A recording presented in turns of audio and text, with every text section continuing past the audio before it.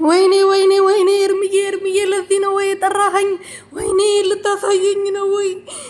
ሰዎቹ አይፈልግም ስሉኝ ትፈልገኛለህ ብዬ ክብሬን ጥዬ ከአንተ ጋር ሆኜ እንደዚህ ታደርገኛለህ ወይ? ወይኔ ወይኔ ሩትዬ አንቺ ምን ትሰሪያለሽ እዚህ ውስጥ? ምን ትሰሪያለሽ? ለምን መጣሽ? አንቺስ ለምን ተጠራሽ? ምን አገባሽ አንቺ? እሱ እንደፈለገ ይሁን።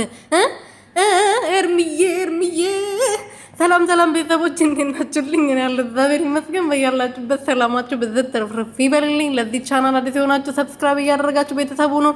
እዚህ እንግዲህ ዛሬ እዚህ ዶርም ውስጥ ልዕልቷም ሩትዬ መታለች። ኤርሜላ አበደች። እንግዲህ ለዚሁ ነበረው እንደዚህ ስታደርገኝ የነበረው። ብዙዎቹ አይፈልግሽም፣ አይወድሽም፣ አያፈቅርሽም ስሉኝ አልሰማም ብያቸው ስንቴ ነው አንተ እኔ ላይ የምትጫወተው ብላ እንግዲህ ኤርሜላ እያበደች ነው።